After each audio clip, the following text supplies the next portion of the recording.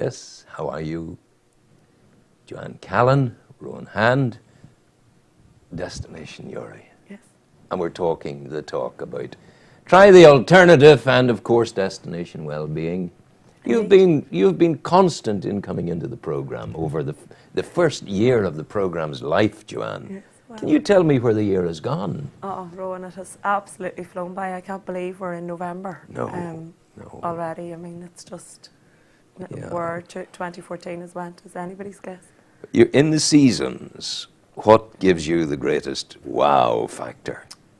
It's a hard one, isn't it? Yeah, I think it's easy to say that we prefer one from the other, but I think each season has its unique gifts, and it's really unique gifts of colds. Colds at this time of year. Well, I'll just get through mine. Yeah, I think this season has, every season has its gifts to offer, and it's about embracing those. Well, seasons of mist and mellow fruitfulness, that comes to mind. Yes, there's, each one, if we embrace it, it's easy to say, oh, I hate the dark nights, or oh, I love the bright summer. Think about dark nights. The lights sparkle on dark nights. They're warm. I do think we maybe have lost our connection with the rhythm of cycles in our lives. That we forget, we expect things to be the same all of the time, and we've got. This can sound a bit extreme when I first mention it, but with the advent of electric light, that gives us that we do the same all year round with central heating. We can be this, our clothes don't vary. I mean, I'm here this morning in November in a short sleeve top, because we've got heating and things, that our wardrobe doesn't change very much. And I think therefore we lose that reflection that can bring into our lives, that we will have seasons and that life will change and move. But that movement there are dark days and there are brighter days. And the worst kind of tomato is the hothouse tomato, raised under uniform conditions, uniform light, uniform nutrient. And but I think we're fast becoming the hothouse tomato because we so many of our conditions are uniform. Yeah, it's not good. And then when life throws its challenges, we can't. So we maybe aren't used to adapting to. I need to get out and start walking on the beach again. I've done this thing in the past, but how very easy it is to come in after a hard day's work here and go home and settle in and say, now what am I going to do? I'm going to sit down, I'm going to have a look in from my armchair out across the ocean. Maybe I should walk, get out there, do something. Kickstart my metabolism into... Be in it rather than looking at it. Just on Sunday, actually, I decided to take a walk up around Sleep Gullion, and I would walk fairly often on Sleep Gullion, and sometimes the walks are different, so sometimes they've different purposes. But Sundays, it may be a particularly energetic walk for an exercise perspective, but Sunday I actually felt that I wanted to do a mindfulness walk. Contemplative. And so I was walking along, and at one point, as I was sort of heading up the Woodhouse Road, there were cows in the field, and I stopped. As I was walking along, I stopped, and it was so quiet that I could actually hear the cows chewing the grass. Wow. And I thought, that's special. In the normal busyness, even just in my head, I don't mean any other busyness of noise or traffic or anything, only that I had set the intention to be aware and be present to the moment of what came up, I wouldn't have heard that sound. When did you last take the time to smell the coffee or to eat an orange segment by segment, enjoying each as you do it? And each taste and each bit. Yeah, so absolutely. Just to be in the moment with I remember walking once up a hill, and I just was aware of something going on at the other side of the gate. And I went to the 5-bar gate and I leaned over and looked in, and a ewe had just lambed. There was the little lamb. My gaze hit the lamb as the lamb hit the ground. Bing. That things like that are hugely important indeed. Isn't it dreadfully sad? I read it in the news that a child in Cumberland, County Down, 21-month-old little girl, lost her life by an entanglement and a strangulation as a consequence of a cord of a blind. We had this a year ago here. Very sad, and quite, I mean, in that case it's a fairly common, even sort of maybe not fully to death, but for children to get caught. And it can happen so easily. It's a good opportunity for us to remind people, not that we're suggesting any carelessness, no, accidents happen, God help us, but I think folk to be careful in the matter of blind cords and things like that. And if you have any doubt in your head at all about it, go sort it out now, which would be a good thing. I know a year or two ago they had packs or things that can be used to tie the cord up correctly. And stuff but like your common sense will tie it down and we get that done. Right, other than that, what kind of week has it been for you? Well, obviously busy? A week of, busy week, and I suppose in terms of my sore throat, a reminder that we all human. need to slow down and that we're human, so a good lesson in that. You heard it first here, Joanne Callan is human. Yes. You heard it here. Yeah, one of my favourite quotes is, we're not human beings having a spiritual journey, we're spiritual beings having a human journey. So I like that, yes, because it gives spirituality its true meaning, because we are the very deep seat of who we are is the spirit, and that's and then we're having a human experience. So my week this week was very much about the human experience and reminding ourselves that we can't do too much. You know, I'm not necessarily, well, I do believe that we can catch coughs and colds and things like that, but I generally believe that happens when our body's trying to tell us something that we just can't do everything. And I had a busy weekend last weekend, which doesn't normally happen. I normally get a good balance, and weekends are usually about relaxed and chill, but as it was, I had plans with friends, and we had a few nights out and things like that. You were burning the candle. Yes, at both ends and in the middle. And and not alcohol related by any means, but the place that we were in, the music was quite loud, and I was talking as I can do. I'm sure Never. gathered at this stage that I'm well able to talk forever. So talking over, and this was the result. But can I ask, were you in a room that in which people were smoking? No. Isn't that great nowadays we can say that? Because once upon a time, if you'd gone out to an event like that, people would have been smoking, and you would have left it with a smell of smoke all over you. And we've come away from all of that, thank goodness. Yeah, and it seems like such a distant memory, I think. It does, it does. I remember standing, I think it was my, certainly first, maybe second born, maybe first, in the maternity ward of Daisy Hill, telling the entire ward, stop smoking. And there were people sitting at bedsides. There were pregnant women sitting in bed smoking. And I said, stop smoking, please, I beg you. So they pondered for a moment or two whether they should send for the men in the white coats to take me away. But I survived the experience. But that was normal then. Yeah, it was very normal. God help us. I know both. It was accepted, and people, didn't really know any difference, and Terrible. that was. But that's that's the benefit of hindsight, really, isn't it? That we're now obese, by the way. Yes, I heard that this morning. Goodness gracious! Obesity costs the UK government 47 billion, is it, or something? More than 50? war. More than war. Well, it's up there with war anyway. Yeah, I know. I thought more than antisocial behaviour. More than all of that. Yeah. But ultimately, it's a problem that was, I think it was a problem that was created certainly by food manufacturers and advertising and marketing and. I see children going to school with bags of crisps and Coca-Colas, and they're going. But the challenge that we have is even that when people believe that they're taking a healthier option, it isn't always. And as you say, advertising and marketing has played a big role in that. I regularly run workshops and just ask people, have a look at the labels. See what's in it. See what's in it, and compare. Very interestingly. Go. If please. we compare. I would challenge any of the viewers to have a look at this morning. It may be something they've done previously, but to just look at the nutritional value on Special K, which would be perceived as a healthy product, or a healthier alternative. That Special K is one that shows you bikinied women occasionally. White bikini comes to mind, and the woman in the sun shining. There's a red dress in there somewhere as well. But so have a look at the nutritional value on, say, for example, Special K versus the nutritional value on one of the higher products, which may be Frosties or something like that, and just have a look for yourself just to see what information comes up. I did Very this, interesting. not with that, but I did this the other day in my shopping.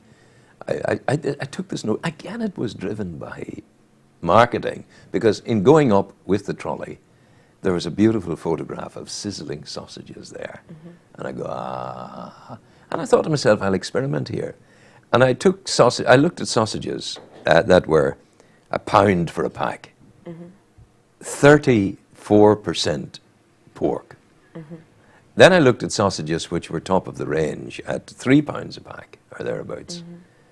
85% beef. So you need to know what you're eating and what you're putting into yourself, Indeed, you know. yeah. And I saw during the week too, and people need to be aware of it, that a huge percentage of chickens being sold to supermarkets across the kingdom are chickens that have this bacterium that are capable of making people ill. Yes. Now, the story didn't tell us which supermarkets. You know, we're left to find that out. They're all fairly much across the board. Many, you'll find that many other suppliers are all the same, so it doesn't change too much. I would be of the belief that bacteria in chickens are the least of our worries. Really? Yes. What do you think's the big more worry? in there. Yeah. You're like a sort of you're like a lifestyle MI5 person. You know, you find out. Well, my background, I studied food technology, so Wow. and way back a long time ago made the decision that chicken wasn't really something that I wanted to be eaten in great quantity. Yeah. Is that because of what they put into the chicken? Yeah. I saw lovely chickens at Carton Chickens, the Ireland's biggest manufacturer of chickens. What they do is they select farms all over the land, around Cavan or wherever it is, Cootehill, and the chickens have nesting inside, and the flaps come up in the morning time. The chickens go out and go out and go out and go out. That's the ideal. That's the ideal scenario. But it's not always there. Unfortunately, it's not the reality. A lot of the chicken that we eat and that we come into contact with on a daily basis is, I mean, if we look at the volume of chicken that is available, you know, we go in anywhere for a sandwich or anything at lunch, and the majority of the fillings are chicken. Chicken.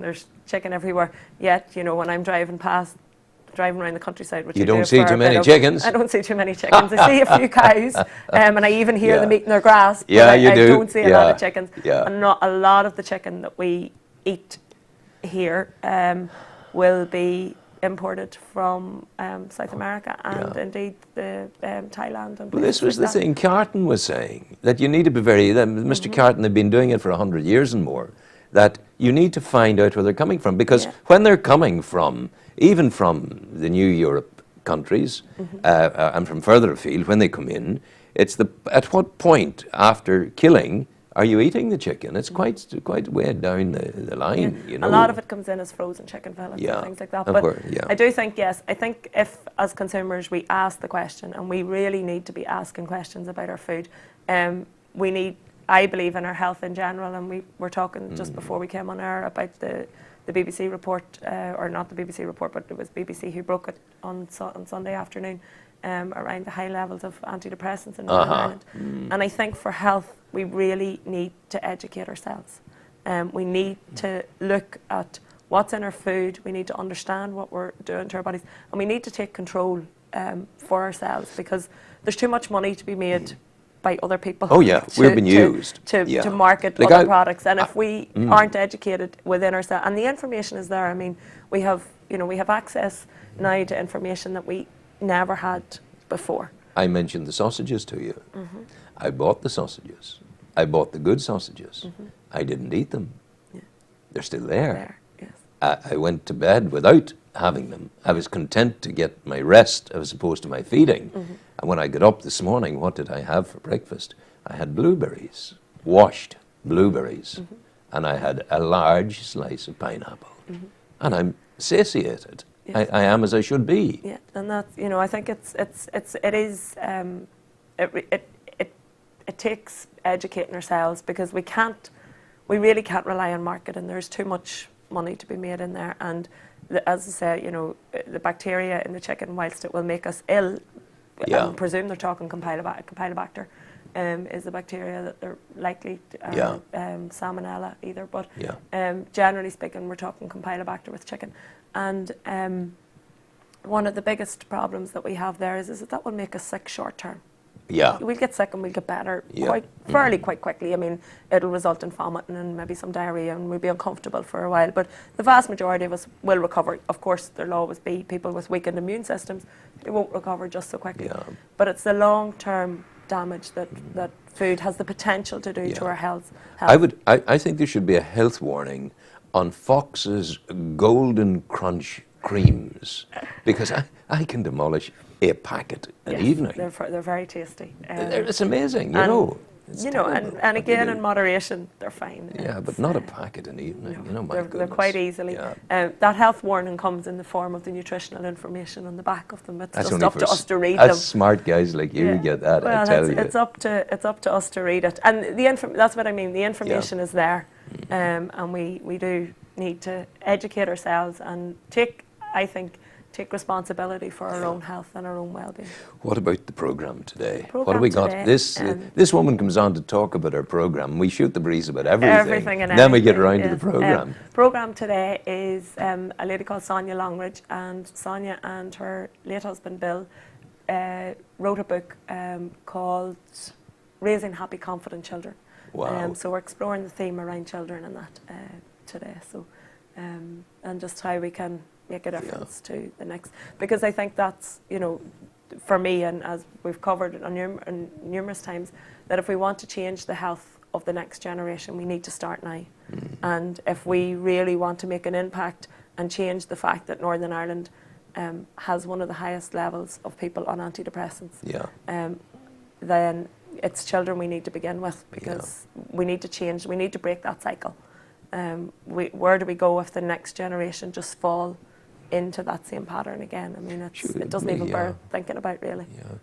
I know GPs prescribe that which they must prescribe. Yeah. But sure, you know, if I were a GP, I'd be saying, well, now you're on this very long time, and I'd look and I'd say, have you ever thought about Buddhism, any yoga? Have you ever thought about going for a walk? You know, when you're looking, when you have the sun, when you have sunshine on your shoulder, it's very hard to be depressed. I think, and unfortunately, as where a lot of people are at, it's not so hard. People can, you know, it's something that is happening, and it's something that's very real out there. But I do think we obviously need a different approach, because it's just too many people. Well, a short-term solution, by all means, you know, it can be enough to help people. I think the fear factor that comes, though, when people maybe initially start medication is that they're afraid to come off it, and it becomes a crutch. And that's something that I feel medically people need to be supported better with, that this is a short-term solution to figure out any imbalances and to get people through some tough times, but with a maintenance plan in place, so that you're a very wise we can woman. Figure out how to make changes. Because, as I said, you know, there's a time in my life where I was in a really, what I can only describe as the most horrible place, and somewhere where I really hope that I will never go back to, and I have no doubt that the answer would have been medication, and possibly quite a lot of it. That's, you know, it was a really, it was a horrible place to be in, but for me it wasn't I didn't feel it was the answer for me. And what did you figure out was the answer? What did you do? A combination of things, I have to say. Without any breach of confidentiality. No, but I mean, happy to talk what took you through it? I suppose my beliefs. For me, I had built up a belief system, and then I was well known for that belief system, that a holistic approach was the path for health and well-being. So I really think it would have been probably the final nail in the coffin for me had I had to dish that and go the medication route, which was a hard place to be in, because it would have been easy if I had been able to take medication, but I wasn't. So it left that perhaps only in my own head, but sure, it's in our own head that things happen. Absolutely. That maybe I felt that I was on I'll not say a pedestal of holistic health, but that was my core belief. And if I had to not find my solutions in holistic, that would have pulled the rug from under my feet completely, and I would have lost who I felt I was, because it would that have been wasn't the my great approach. act of iconoclasticism you would have broken. Yeah, I could. It would have been. So it wasn't the answer for me. I didn't feel at that time. Not say that I didn't consider it, and not say that it wasn't offered, because it was. But I felt that managing it was a better solution, and to find the answer. So what did I do? Well, I've talked about some of the things that I've done probably before, but I was lucky that I had some therapists in terms of reflexologists and things that I could link in with. I did reflexology, I did Reiki, I did some ancestral healing, I did the journey, I used aromatherapy oils, I exercised, I cried a lot, an awful lot. It's not a funny thing. Imagine crying. I probably drove people around me almost to scatty distraction, because I couldn't understand why I was feeling the way I was feeling. Yeah. How could anybody else begin to understand why I was feeling how I was feeling? Initially, I then got to understand it, and I understand it quite well now. But, and I think for me, that's the key, is that I now understand it, and I've healed what I believe were the problems. Yeah. They may appear in different forms in another stage, hopefully not. But see, I didn't have any of the Reiki. I had a similar situation a couple of years back, and I triumphed. And I triumphed by, I went up a mountain one day in summertime, and I looked up at the mast in Rust River, and I looked at the blue sky, and I saw the falcon, or the whatever bird of prey it was, hovering on the horizon. And I looked down the scree slope, and I saw the glassy loch beneath me. And I spoke to whatever God I believed in. I came down the mountain and took the bad picture and threw it away, and immediately put a new picture in the frame. And bang, it worked. Yeah. And I think for me, there isn't one solution. It's a journey, and it's deciding. I decided at what I suppose would call it, at a very low point, that was as low as I could go. I couldn't actually. Was this the birth? Was this the birth of Try the Alternative? No, which was the difficult part, because it had sort of happened beforehand as well. So I had. But was it? I suppose it was probably the. Well, I like to think that I healed a lot of stuff that was there, and in saying that, people think, who, like, maybe, or you might think, well, things weren't that bad, and that's the reality, is that things don't have to be that bad. Only you know. Only it was. An individual knows. Nobody else can tell what is bad or what isn't bad, and people will say, oh, sure, what have you got to be annoyed about, or what have you got to be upset about, or what have you got? It really, none of that matters, because you don't actually understand yourself. What you've got to be annoyed about. The only advice, if we can't give advice, but the only suggestion perhaps we can make is, if you are at that low point, find maybe as part of your journey someone you can trust, someone you can talk to. And that can be hard too, because it is a journey. But take one step. There's no one solution to healing, to health, to well-being, whether it's physical or emotional. I mean, if I have a client that comes to me with a sore back, what many of us don't understand is that 85% of physical pain is emotional based. So whilst we talk about the difference between emotional or mental well-being and physical well-being, they can't be separated. One is intrinsically linked with the other. And the physical pain we socially accept, it's okay. But there's always, nearly, in my experience, always an emotional reason behind the physical pain. Thank you for talking to me. You're welcome. 3 o'clock? 3 p.m. today. God bless you. Thank you, Ron. You take care. That's a good Destination Newry. We're back in moments. Newry Fuel Centre, with home heating oil deliveries available and best price for most